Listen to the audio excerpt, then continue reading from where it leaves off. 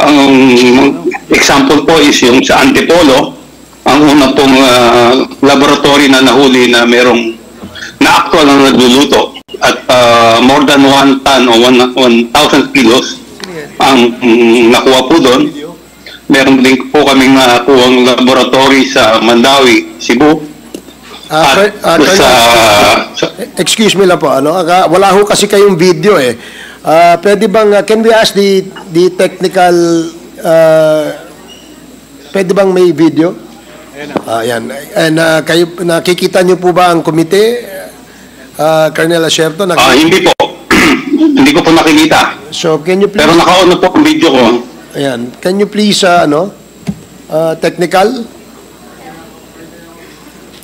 And before that, habang inaayos pa ho ng technical, may we ask you to take your oath, Colonel Asierto. Comsec, please administer the oath. Sumubay po ako kanina. Nag-oath ka na kanina? Sumubay po ako para save time po. Hindi po namin nakita kasi, Colonel, so pwede po ba nating ulitin nang sa ganun, may record po kami na kayo po sumumpa at nag-oath. Comsec, please take note. Yes, Mr. Chair. Sir, can you please raise your right hand? Do you swear to tell the truth, the whole truth, and nothing but the truth in this congressional inquiry, so help you God? Yes. Thank you, Mr. Asierto. Okay, thank you, Colonel Asierto. Pwede po bang ulitin ninyo inyong report kanina? Banggitin ko lang po yung mga ibang, yung mga naalala ko mga operation namin. Una po, yung San Antipolo, na unang pagkakataon na merong nahuling actual na nagluluto sa loob ng Shabu Laboratory at sobra 1,000 kilos ng Shabu ang nakuha doon. Sumunod isang Mandawi, Cebu na mga more than 16 yata na foreign nationals na nandun na mix. Meron Indonesia, Malaysia. Dahil yung famous na Shabu Tiangge sa Pasig. At ang isa pa ay ang sa Davao, sa Domoy, Davao City, na nabas namin ang Shabu Laboratory doon noong 2004, December 31 po. Yun lang po yung marami pa ako kaya hindi ko na po maalala. Pero yun po yung mga significant na trabaho namin. Sige, maraming salamat po, Colonel Asierto. Ang aming pong mga kasamahan dito ay gusto rin po magtanong sa inyo. The first to interpellate is Congressman Benny Abante. You are recognized, Congressman Abante. Magandang umaga sa iyo at Colonel Asierto. Magandang umaga po. Kayo po pala ay na-assign na sa iba't ibang PNP stations, ano po? Sa totoo po, ako po ay lagi naka-assign sa mga task forces. Hindi po ako na-assign sa station o sa probinsya. Lagi pong special unit yung aking pong assignment. At kayo po anti-illegal drugs sa PAOP. At kayo po ay nasa ilalim ng sino pong opisyal, usually? Sa isa lang po ba kayo nasa ilalim ng opisyal o ilang opisyal lang nasa, kayo po ay nasa ilalim nila? Ang mga boss ko po ay yung mga director namin, director ng HOT o Task Force Commander, na sila General Agripay hanggat umabot kay General Bacalso, General Nick De Leon, General Kakdak. Dahil nung bandang huli na, ang pinakahuling boss ko po ay si Colonel Pero, si General Mijares. Yun po ang mga naging boss ko po. Alam po ba nila ang inyong involvement sa mga operasyon na ito? At alam po ba nila ang inyong mga in-expose recently? Involved po ba sila dyan o hindi po? Ako po, hindi man po ako nagtatrabaho ng di alam ng boss ko. Alam po nila lahat yon. Kung ang tinutukoy niyo po ay tungkol dun sa report na ginawa ko tungkol kay Michael Yang at kay Alan Lim, alam po yan ng aking director during that time na si Director Mijares.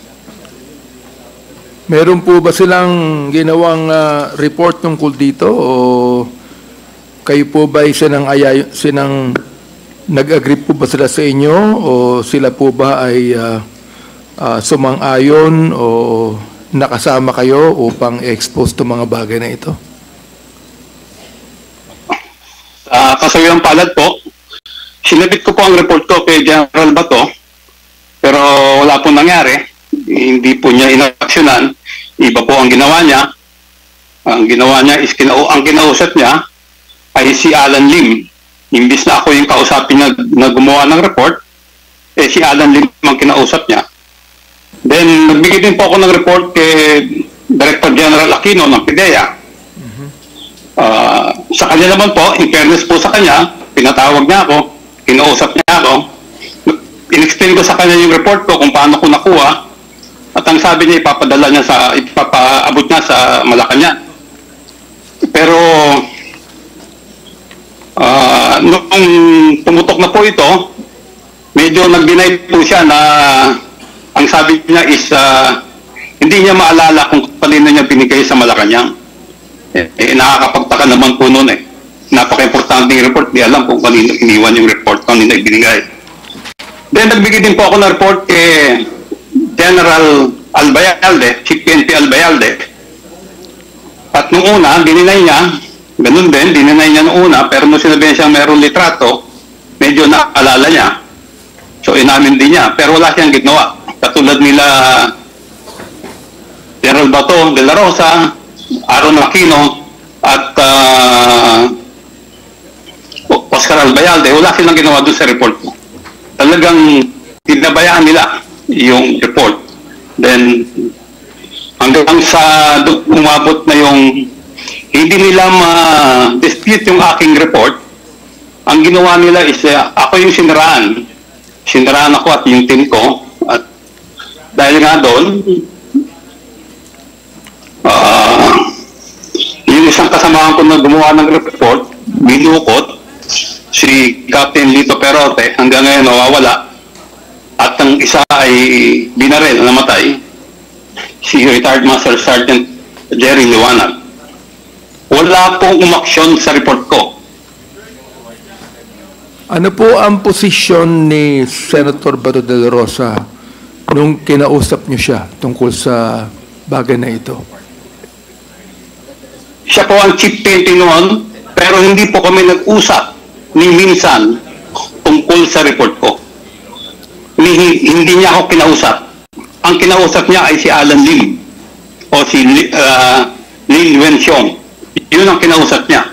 Kung hindi po kayong kinausap ni Senator Bato, paano po niya nalaman ang inyong operasyon? Nalaman niya po na meron akong report dahil meron po nagsabi sa kanya na meron akong report tungkol kay Lin Wenxiong o Alan Lim.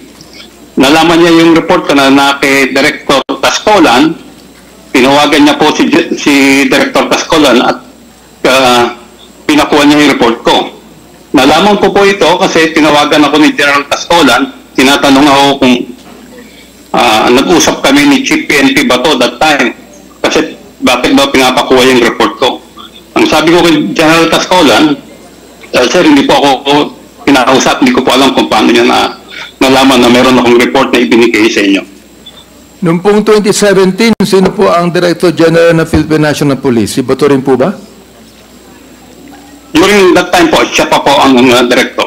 At kayo po'y gumawa ng isang Director report. General. Kayo po'y gumawa ng isang report noong 2017 na kung saan lumabas ang pangalan ng mga high profile na mga tao katulad ni Michael Yang at Alan Lim na kilalang parehong malapit kay dating Pangulong Duterte. Tama ho ba ito? Actually, meron pa isang pangalan po doon, si Johnson Chua. Johnson Chua. Opo. Ito pong report na ito ay naibigay po kay Senator Bato nung panahon niya. Opo, naibigay po sa kanya. Pero wala po siyang ginawa.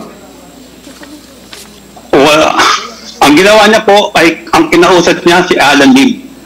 Then kinausap siya ni Michael Yang. Okay. Bakit po niya kinausap si Alan Lim? Palagay niyo? Ang alam ko po is kinonfront niya si Alan Lim at umamin si Alan Lim sa kanya na siya yung nahuli sa Cavite na laboratory na ang pangalan na ginagamit niya doon ay Wen Li Chen. So nga pala, kaano-ano mo si Miss Roslyn, kaano-ano mo si Alan Lim? Your Honor, hindi ko po kilala si Alan Lim. Hindi mo kilala? Hindi po. Okay. So, Colonel Asierto, yung pong Dumoy raid, kailan po nangyari ito? Dumoy raid? December 31 po, 2004. 2004. Sino po ang Director General ng Philippine National Police noon at that time? Si General Aglipay po. General Aglipay. Okay. Meron nga po kung isang tanong doon, no? Sino po ba ang mga taong binantayan ninyo sa inyong surveillance? Tungkol dito. Ang prominent po doon na pangalan ay si Alan C. Alan C. Opo. Nasaan na po siya ngayon? Wala na po.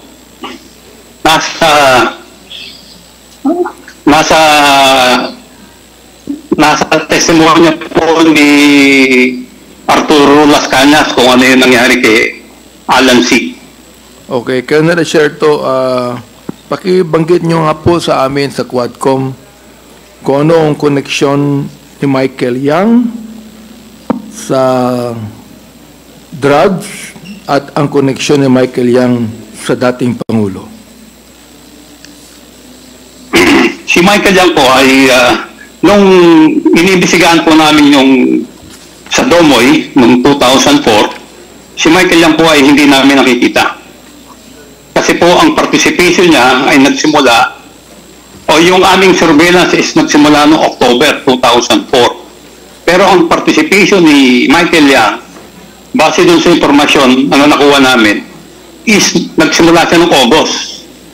Ang participation niya is siya yung tumanggap ng dalawang 40-footer container van na naglalaman ng mga saring-saring gamit ng mga chemicals at equipment at mga ibang produkto na ginamit sa pagtatayo ng laboratory sa Domoy at yung doon sa nahuli sa Cagayan de Oro. Yun ang participation ni Michael Yang sa Domoy. So, August siya nag-participate, pero during our surveillance ng October hanggang mabas namin noong December 31, hindi namin siya nakita. Si Michael Yang po ay una kong natanggap ang information sa kanya noong April 2016, campaign period. Ito po ay ipinakita sa akin ng litrato na magkatabi si Michael Yang, si then presidential candidate Rodrigo Roa Duterte at si Bongo na nasa loob ng isang pribadong eroplano.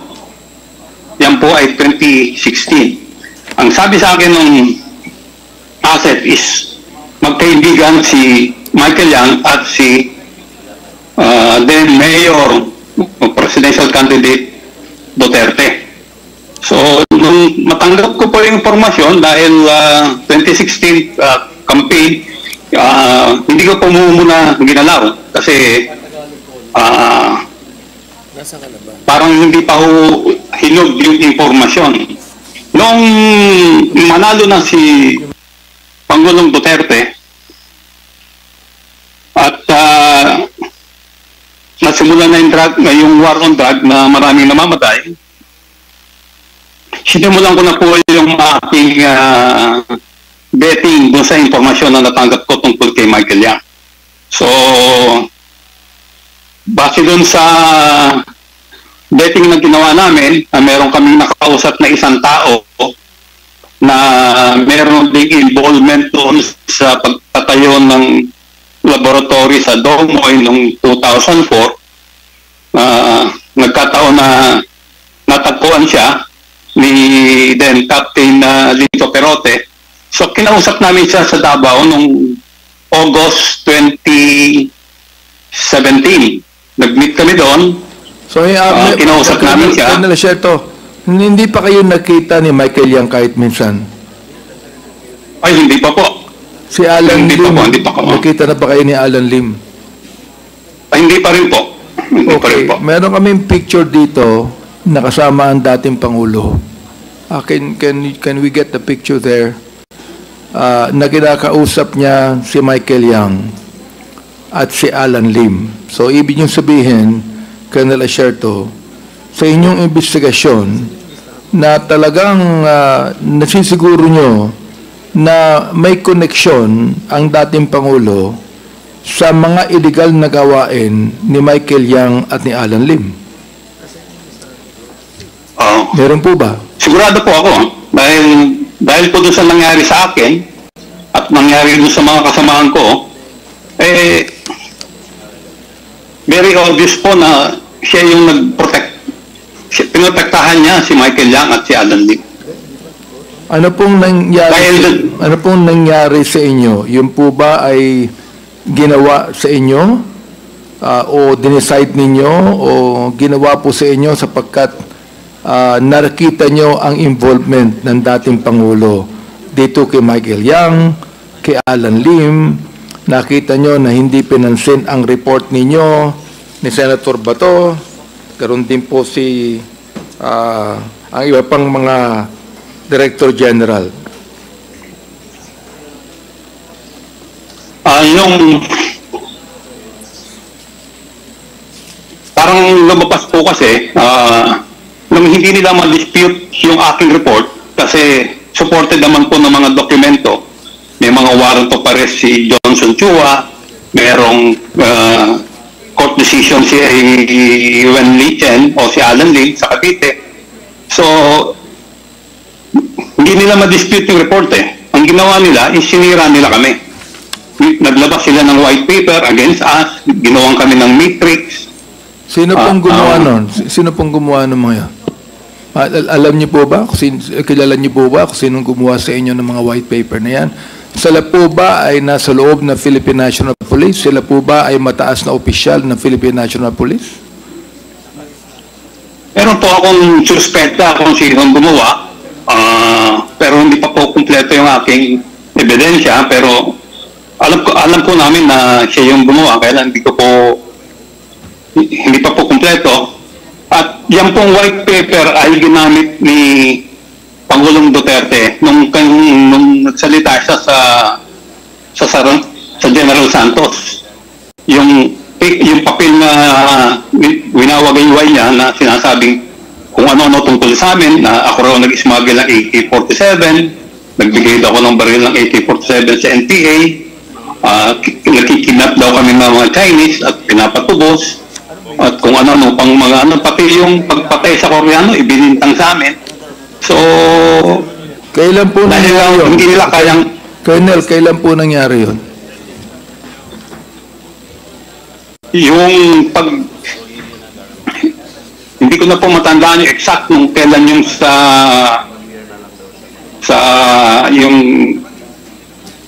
yung kanyang public engagement sa General Santos. Pasensya na po kayo, talaga pong medyo mahina po yung aking pag-alala sa date, pero lahat naman po yan is nasa media. Lumabas na po sa media yan. So, lahat po itong sinasabi ko ay nangyari, mabe-verify po sa media. Meron po ba kayong sariling dokumento na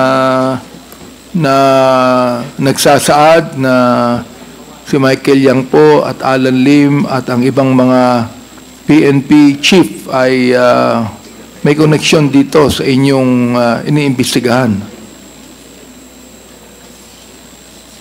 Ang ginawa ko pong report ay nasa kanila. Ibinigay ko sa kanila yung report ko. Oo. Kung wala ko kayong kopya ang komite, kung wala ko kayong kopya, pwede po ako magbigay sa inyo ng electronic copy. Mr. Chairman, do we have a copy of that? Comsec, do we have a copy of the document from Colonel Acerto? There were submissions in the past, sir. We have to check if... Just in case lang na nawa na yung kopya, can we ask another copy from you, Colonel Acerto? Opo, ipadala ko na lang po. Lahat po ng dokumento na meron ako, pati mga notes, mga pictures, mga passport picture ni Alan Lim o ni Lin Wenxiong, ipadala ko po sa inyo. So, Colonel Acerto, of course, alam nyo na under oath po kayo. So, lahat po ng inyong mga sinapit, mga binanggit ngayong araw na ito sa aming Quadcom ay puros katotohanan po lamang. Opo, wala pong halong katotohanan po ba ito? Ang pangalawang tanong, wala bang halong politiko ito? Ang pangatlong tanong, masama ba ang loob nyo sa dating Pangulo o sa mga Director General kaya kayo nagsasabi ng ganito ngayon? Pakisagot po. Sobrang aling na taon na po kung lumalaban sa katotohanan. Kung ang aking report ay hindi totoo, ay madali po na lang itong i-discredit. Pwede nila kaagad i-present si Alan Lim o si Michael Yang. Si Michael Yang meron siyang tattoo sa likod. Ang alias niya is Dragon. Kasi meron siyang tattoo sa Dragon. Lahat po yan nasa report ko. Mayroon pong tattoo sa likod si Michael Yang. Opo, sa likod. Oo. Alias Dragon po ang tawag sa kanya. Ang akala ko ba hindi pa kayo nakita ng Michael Yang? Paano nyo nalaman na meron siyang tattoo sa likod? Sino nagsabi sa inyo na meron siyang tattoo sa likod? Yun po yung binanggit nung confidential informant na nung ipinakita ko po yung mga pictures, yung iba-ibang pictures ng mga Chinese o iba-ibang photos. Tinuro niya po yung picture ni Michael Yang. Pero ang tawag niya, yan po si Dragon. Sabi niya, bakit Dragon? Sabi ko sa kanya, bakit Dragon? Siya, meron po siyang tattoo sa likod ng Dragon. Pwede niyo ba sabihin sa akin kung sino po yung informant na yon? Nandun po yan sa report ko. Nasa report ninyo? Opo, nasa report ko po yun. Kung pwede po, pakibigay po sa amin lahat ng mga dokumento para makita po namin ito. Yan.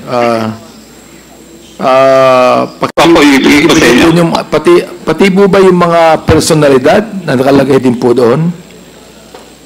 Opo, meron po yung meron parang siyang summary information ni Johnson Chua, ni Michael Yang, at saka ni Alan Lim. Okay. Andito po ngayon si Pidea Wilkins Villanueva na nagsasabi na walang kinalaman si Michael Yang sa drugs. Anong masasabi ninyo? Si Wilkins Villanueva, hindi naman po siya talagang naging, masasabi ko na involved dun sa surveillance casing build-up doon sa Domoy.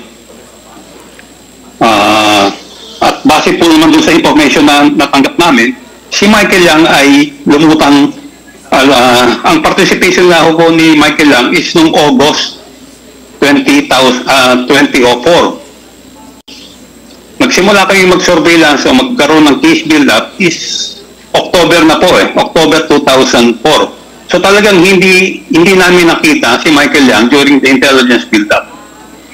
Paano nyo tapos yung sinasabi rin ni Wilkins dun sa press call nila sa Malacanang dati, na yun daw pong picture ni Alan Lim, nung mugshot niya, saka yung present picture ni Alan Lim ay malayo.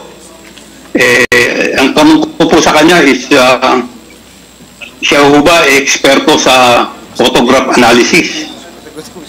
Napakadali lang naman pong malaman kung totoong iisang tao yan eh. Fingerprint lang po. Fingerprint. Colonel Asierto. May Colonel Asierto, andito po si Pidea Wilkins Sinueva. Pidea Wilkins, can you say something about this? Pagkat iyong sinabi na walang kinalaman si Michael Yang sa drugs. So, will you please answer this? Yes, Mr. Chair. Yung Dumoy Clandestine Laboratory actually started October of 2004.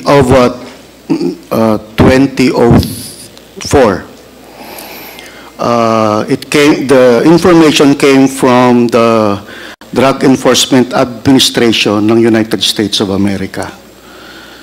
Yun ang start po nun. Tapos the information was passed on me ng PDEA Intelligence and Investigation Service. I was the regional director of PDEA Regional Office 11 during that time.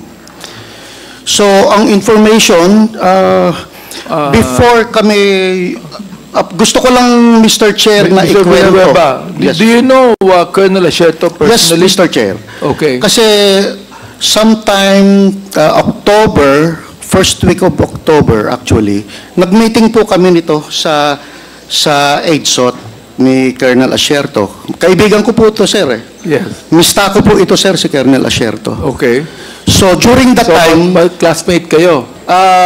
na-turn back lang siya, Mr. Chair. Okay. So, graduate ako ahead of him. During that time, Mr. Chair, nagkaka-editan ang PDEA at ang EDSOT. Kasi ganunan eh. That was the first, yun yung unang, ng PDEA Oo. at EDSOT. So, Yun ang problema nyo eh. Nagpapagalingan kayo. yes, during that time. Oo. Kaya nga, since mista ko, sir, si... Sana wala nang pagalingan ngayon. ay, nung time ko, Mr. Chair, wala nang ganun eh. Oo. Nung 2020, si wala nang Hindi ko tumating na makalimutan yung nangyari doon sa Quezon City. Yes, sir. O, can you imagine? Pareho kayong law enforcers. Kayo nagbabarilan. Yes, Your Honor. Oh. So what happened, case conference kami ni Colonel Asierto. Nasabi niya, may nahagip siyang personality Aha. na papuntang Davao. But naputol doon, Mr. Chair. Until noong October 26, nabigyan ako ng information na may padating na dalawang Chinese national na manufacturer sa Davao. So from the airport, talaga sinundan namin hanggang sa kung saan sila lumapag. PDEA pa lang po ang nandun. Wala pa pong EDSOT yun. Surveillance ninyo. So, talaga sinundan na namin sila hanggang sa dulo. Ang kagandahan doon, Mr. Chair, is pagdating doon sa pinuntahan nila, that same, yung bahay na pinuntahan nila, that was an apartment. Subject po yun ng previous case operation plan ng PDEA. Sino po yung dalawang Chinese? Mr. Chair, Chinese name eh, hindi You would know because ikaw ang leader ng yes, Mr. Chair, You but would know. 2004, wala na po akong i-find out ko, Mr. Chair, and May report kayo niya sa Bidaya, am I right? yes, we submitted sa PDEA yung mga progress report hanggang sa after operation report. Mr. Chair, may I ask that But pipilitin ko, Mr. Chair, kasi that he submit to us the report, please. Wala na ba o ano? pipilitin kong hanapin sa files ko, Mr. Chair, kasi yung sobrang tagal, most of the laptops na nasa akin na corrupted. So, pipilitin kong maghanap, baka na-save ko somewhere along sa mga... So naniniwala kayong walang kinalaman si Michael Yang sa drugs? During that time, Mr. Chair, walang Michael Yang eh. Ang alam ko lang na sinabi ni Colonel Asierto is Johnson Chua, which is both. Talagang subject namin dalawa yon. But there was no Michael Yang during that time. Colonel Asierto, what can you say about that? Sa sinabi ngayon ni General to, General Wilkins. Ano po? Anong masasabi? Totoo po yung kay Michael Yang na talagang hindi na namin nakita nung mag-start kami mag-surveillance noong October. Kasi nga po, ang sabi nung may confidential informant Panther na August nung tinanggap ni Michael Yang yung dalawang 40-footer container van. Yung sinasabi niya naman po tungkol doon sa information na galing USDA, tama po yun, galing USDA. Sa akin po ibinigay. Ang information na ibinigay sa akin ng USDA is nagbigay siya ng isang number, nag-load number, na ang last 4 digit is 1988. Kaya medyo natatandaan ko po. So very Totoo po yun, General. Totoo. Yes, Mr. Chair. Okay. Binigyan nga ako ng log doon ni Colonel Asierto about that. Okay. Na yung information niya, na yung log na yon, tumumbok na sa Davao. So doon kami nagkatugma. So doon kami nag-collaborate, Mr. Chair. Anong ibig sabihin yung nasa Davao, General Villanueva? Yung user nung number na binigay niya is naandun sa Davao. Therefore, yung pong drugs nasa Davao. I don't know, Mr. Chair, but yung personality na gumagamit ng telepono na yon is na-trace sa Davao, Mr. Chair. Kaya pumayag ako makipag-collaborate kay Colonel Asierto because, Davao to. So, sa akin, lahat ng pertaining sa Region 11 is under my area. So, ito daw, Mr. Chair, yung sinabi namin, pwede itong first time na to mag-collaborate ang PDEA at police. And it happened, Mr. Chair. Hanggang ilang taong kayo ron? Until 2008, Mr. Chair. 2008. Yes, yes. So, where were you when the former president became president? Nasa regional office 10 po ako, Mr. Chair. You were as a still regional active director. at that time? Yes, yes, Mr. And you Chair. are the... Regional director of Regional Office 10. Are you also involved? Sa PDEA pa rin, di ba? PDEA? Yes, yes, Mr. Chair. Okay. So, Colonel Asierto. Colonel Asierto. Colonel Asierto. Ano po yun? Opo. General Villanueva attested and agreed with you on on what you said. So, can you continue on? Ano sa masasabi niyo? Tungkol naman po dun sa mga binigyan ko ng report, siguro po natural na sumama ang loob ko kasi sila po yung aking mga immediate upper class sa PMA. Si General Aquino, class 85, siya ang nag-receive sa amin. Nung plebo kami, sila yung class na nag-receive sa amin.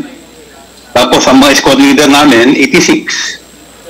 Yung class nila General Bato. Colonel Asierto, merong nabanggit si General Villanueva na dalawang Chinese na hinabol nila sa Davao. Hindi niya maalala yung mga pangalan. Kayo po ba naalala niyo yung pangalan, Colonel Asierto? Yung dalawang Chinese na yan? Hindi ko po alam yung sinasabi niyang Chinese, pero ang target po namin dyan, yung nagpunta kami sa Davao, is si Alan C na yung gumagamit ng number ng 1988. Sino pong Alan? Alan Lim? Alan C po. Alan C. Okay. So, Opo. ilang taon na po silang involved sa drugs, sa pagkakaalam ninyo? Hindi ko po maibigay yung exact na taon kasi nung ma-receive namin yung information na yun, middle of 2004 yung binigay sa akin yung number na 1988 ng USDA. Until? Ano po? Yung number na binigay sa akin po ng USDA na mayroong last 4 digit na 1988 is parang ibinigay po sa akin ng mga middle of 2004 eh. So, pina-verify niya sa akin yun, pina-imbestigahan. Then, after a couple of months, yung isang asset ko po na dito sa Pilipinas, binigay din po yung same number na involved din daw sa production ng shabu. At ang base po nila sa Davao, ang kanilang base sa Davao. Opo, ang i-trace ko nga namin, nasa Davao. At ang dating Pangulo ay mayor pa ng Davao nung araw. Opo, siya po yung mayor. Siya po yung mayor that time. Kasi bago po kami magsimulang mag-surveillance, pinuntahan po namin siya ni then Wilkins Villanueva, director ng PIDEA doon sa 11, parang respeto po na courtesy call na andun po ako sa Davao na tiga Manila, Manila Base Unit na mag-ooperate sa Davao. Kasi po nga mayor at alam pong very supportive siya sa mga anti-illegal drugs operation. So, during that time, wala kayong hinagap, Colonel Asierto at General Villanueva, wala kayong hinagap na involved ang dating mayor po ng Davao sa drugs. Mr. Chair, General Villanueva, sige po. Mr. Chair, talagang supportive. Wala kayong hinagap na involved ang dating mayor sa drugs? Wala po, Mr. Chair. Hindi nyo alam? Actually, during the operation, yung actual operation, Mr. Chair, Yes. nagtayo po sila ng command post just 50 meters away from the clandestine laboratory. Sino po nagtayo? Sila, Mayor Duterte, si General Simeon Dizon, Regional Director po siya ng PNP ng Region 11, na andun po yung ibang mga konsehal ng Davao City at na andun po ang media while we were operating on the clandestine laboratory. So, talagang ang iniisip namin, talagang walang involvement ang ating mayor during that time. Okay. Sa Davao Colonel City. Asierto, what can you say about that? Ako po, meron po ako naririnig na chismis, pero wala po akong makitang ebidensya. At in fairness po talaga, talagang during our surveillance, hindi po nahagip yung pangalan ng mga Duterte. Hindi po namin hagip, in fairness. Naglalaro lang po ang isip ko dito, no, sapagkat may mga napatay na mga mayor na involved sa drugs, may mga napatay na mga high profile na involved sa drugs. Ano po ba ito? Ito po ba ay to annihilate the competition para isa na lang ang manguna dyan? O ano po bang palagay nyo, Colonel Asierto? Sa aking pong assessment, with yung kanyang pagproteksyon kay Michael Yang saka kay Alan Lim, ang aking po is parang cover up po yung pagpatay niya sa mga maliliit na sa mga maliliit na personality na involved sa droga. Parang cover up. Kumbaga, Assessment nyo. Parang cover up po Oo, cover up. Dahil bakit po nyo nasabing parang cover up? kasi po ang namamatay is yung mga nasa baba, yung mga user. Yung, kumbaga is mga end user. Tapos yung medyo yung distribution, yung mababang distribution. Pero yung source po, hindi po ginagalaw. General Villanueva, anong palagay nyo? Anong palagay nyo? Mr. Chair, iba yung analysis ko doon, Mr. Chair. Kung bakit nagtayo ng Davao Laboratory. Kasi Mr. Chair, talagang during that time, talagang mataas ang level ng aming vigilance against crime, illegal drugs. Ano na ngayon ang assessment nyo during that time? During that time, Mr. The Chair. former president became president and he had war on drugs and killed so many people. Ano po yung assessment nyo dyan? For example, like Mayor Espinosa, pinatay po, Paruhinog, pinatay. Si Jed Mabilog ay kinakailang umalis ng Pilipinas sapagkat pinagbintangan. Ano po ang assessment nyo? Mr. Chair, hindi ko... I cannot give any assessment on it because dun lang po ako sa anti-illegal drug campaign. Well, that's anti-illegal drugs. Yes, Mr. Chair, pero That's the yung anti-illegal drugs campaign. pero wala pong actual na ebidensya Knowledge, na pwede kong ituro ang ating presidente. Oh. So, I cannot speculate on the things na wala po akong personal knowledge. No, of course, that's true. Yes. Anyway, Mr. Chairman, Tutulog ko na lang mamaya para yung ibang naman ay makapagtanong din. Thank you very much.